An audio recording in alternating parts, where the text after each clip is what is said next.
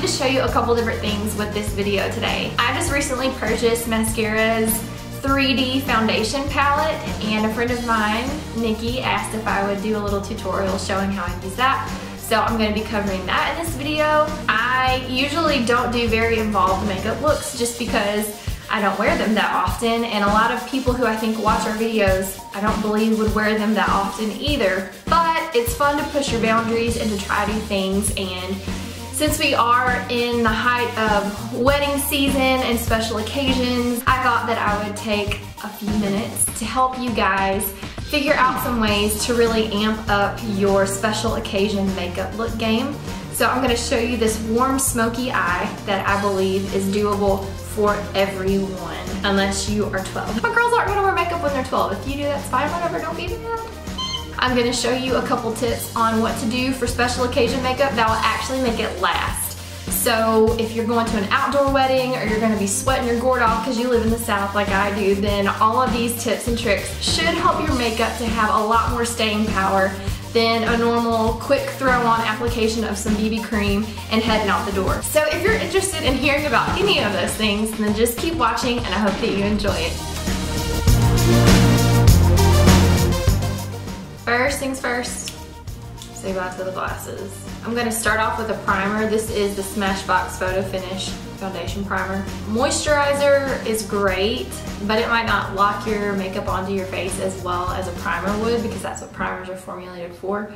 So I have used the SkinMD Moisturizer on my face after I washed it this morning, and now I'm going to be using the primer on my face to even out wrinkles and pores and fine lines and all that jazz, and basically use this as like a super glue to keep my makeup in place where it needs to be all day long. I'm using probably a healthy pea-sized amount, and I'm literally just gonna rub it all over my face and apparently a little bit into my hair. Let's clip the mane back a little bit. Gotta keep that mess out the way. Because this look is going to be one that needs to last all day, you're gonna have to layer things to get really good coverage and to set it well. So I'm gonna use my IT Cosmetics Your Skin But Better CC Cream for basically my all over coverage, and then I'm gonna go back with my new maskCARA palette to do a little bit more of a full coverage effect, as well as for more coverage in the highlighting contouring arena. Since we are doing a look that's a little bit more involved and an eye that's going to be a little bit more dramatic and have some darker colors involved, I'm actually going to prime my eye area first with an eyeshadow base or an eyeshadow primer, and do my eyes first and then go back and do the rest of my foundation. By doing this, if there's any like fallout underneath my eyes with the dark color, I won't have to like wipe off my foundation and my concealer to clean it up. I can just take a makeup cleaning cloth, wipe it off, and then do my makeup fresh. I'm gonna use the Mica Beauty Cosmetics eye primer in the color, it ain't got a name, it's just a base. It's the Mica eye primer. So I'm just literally taking it on my finger and rubbing it all over my eye area, so that my skin is the same color everywhere. Oh, hey, you drippy nose. One of the things that I am excited about the most with this eye look is that all of the shadows that I'm gonna use are from the drugstore. So I have 3 little Wet n Wild palettes that I'm gonna be pulling from, and 1 NYX palette, and they're all cheap. So if doing something dramatic isn't necessarily something that you're comfortable with, but you still want to try it, you're not gonna be investing like $50+ in some crazy eyeshadow palette that you'll never use again. You're gonna be spending $3, $4, $5 on some eyeshadows that if you don't like, you can chuck them or give them away and not really feel that bad about it. So I'm gonna be using this nude color from the Smoke and Melrose Wet n Wild Color Icon palette. And I'm just gonna sweep this color back and forth all over the upper part of my crease and brow bone area. Next, I'm gonna go in with this brown, taupey, rosy, brown taupe rose, I don't know, matte brow bone color from that same palette. Same brush and same application technique, pretty much in the same spot, just to add more depth. And then next, I am taking a Merci Beaucoup NYX palette. You can get this at Target or Ulta. And I am going to be using color number 4. Does it have a name? I don't think it has a name. It's color number 4, and it is just a matte brown shadow that I'm gonna do the same brush, same technique to add even more definition. By using a couple different colors that are really close to the same hue, you are able to give your eye a little bit more of a diffused effect, and the colors blend a lot more seamlessly. So the more that you add, the easier it blends. If you just use 2 colors and they're really opposed to one another, or if the contrast is really high, it becomes more difficult to blend those well to make it look seamless and smooth and airy and all those types of things.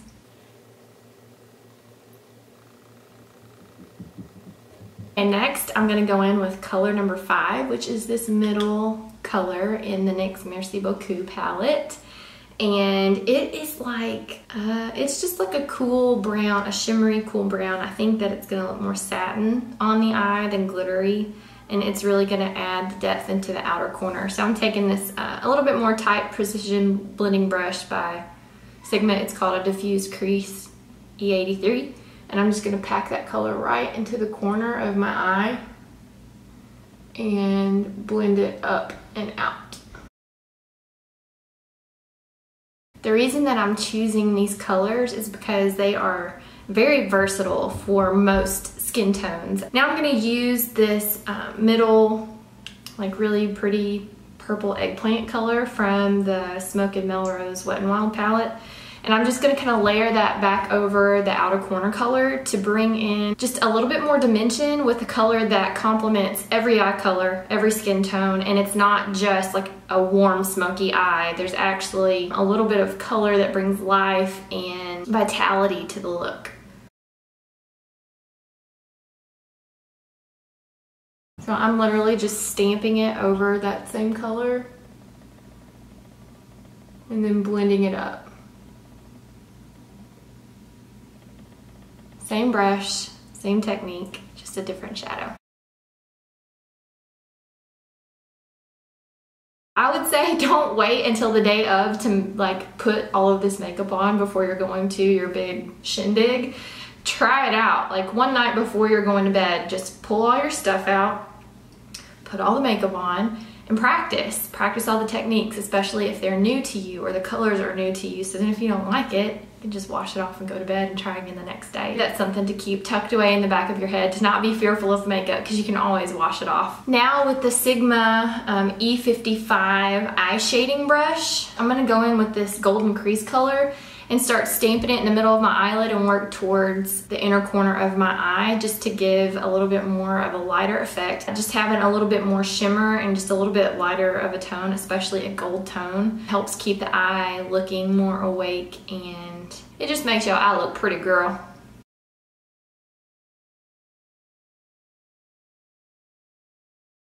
I'm gonna take that same brush with the same shadow color. I'm gonna sweep it on my lower lash line to help diffuse the look of the dark black eyeliner that I'm gonna use. I don't want it to be like a harsh line. I want it to be diffused out and smoky and warm. Oh geez, I got eyeshadow on my eyeball.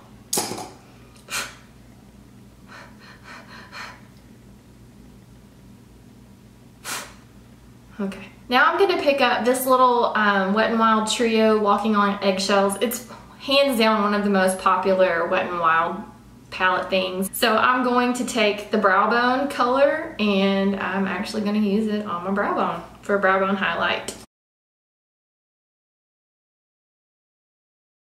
I'm gonna use that same brush and that same brow bone color to do an inner corner highlight as well. I'm gonna curl my lashes real quick before I do my liner and my mascara, because when I curl my lashes, it like pulls the liner straight off. So let me curl those bad boys and then we will get to lining. I can't help but make that face when I curl my eyelashes. Like I have to stick my lips out or something. For my waterline, I'm going to be using the Smashbox Limitless eyeliner in Onyx. Just a little guy like this. And I'm literally gonna draw like right on my waterline and try to wiggle it, especially between my eyelashes, so that there is No blank spaces. Taylor Swift, we love you, but we ain't got no blank spaces, girl. We just need a solid black line, okay? Okay.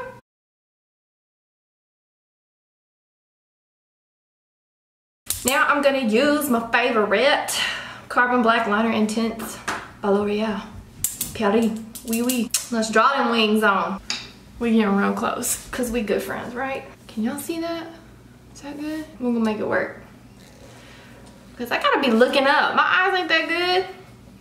I gotta be looking up close. Get this wing straight. I'm getting as close to my lashes as possible, cause what do we want? We don't want no blank spaces, Taylor.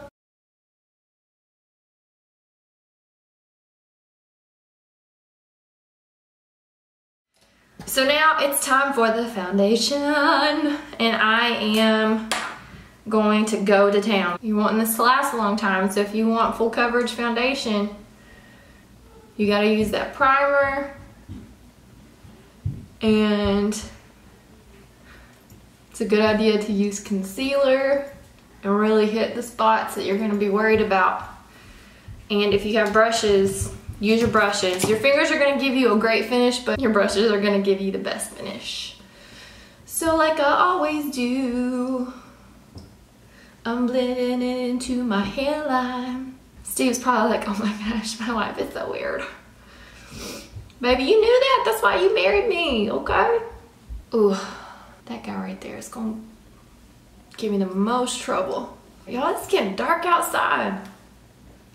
If I got to cut this short, it's because Jesus coming back or a tornado's coming, okay?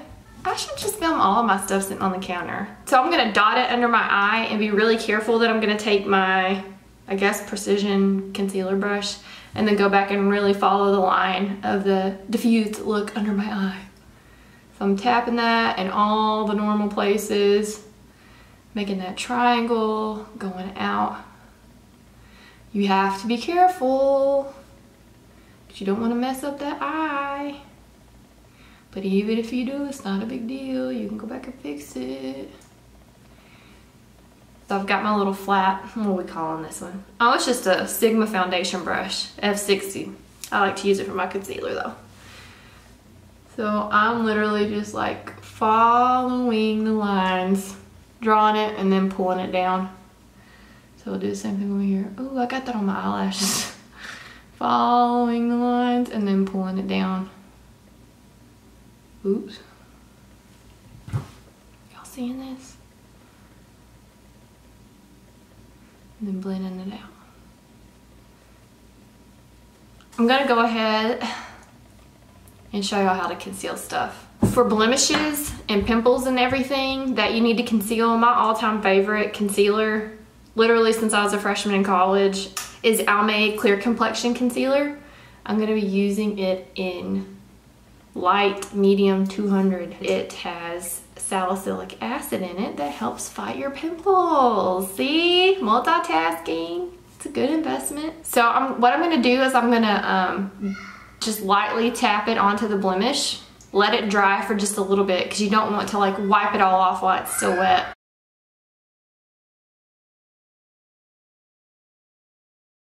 Ooh, it's starting to tingle because it's working. I just lightly covered it and then I'm letting it dry for a little bit and then I'm tapping it with my finger to help blend it out. Now that you can see, the redness is covered, but you can still kind of see a bump. And what you want to do is think about art class. How do you make things appear or disappear? By highlights and shadows.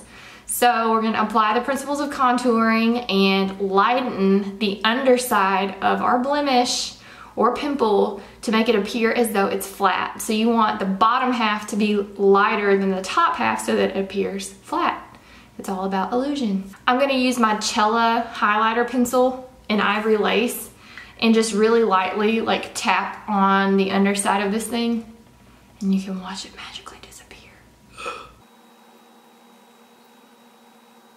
So I just used my finger to kind of like blend out the bottom. Okay, so you can still kind of see it, but it's not that noticeable, right? So to really get in there with that highlighting and contouring business, I'm using my maskCARA palette and I'm going to use the light foundation shade in Sunlit to kind of give it that Lit from Within Glow. And this is what I did when I posted the picture of my makeup and her palette. I used my IT Cosmetics first, and then I used her palette as more of just a highlighting and contouring palette on top of my original foundation, but this palette is meant to be a foundation alone. Let me remind you, this tutorial is for makeup that's gonna last all day or for a function through the night. So we're going to layer a couple products to help with the staying power and help with the coverage and all that stuff so that it wears really well. So I'm using my finger, kind of tapping in the same area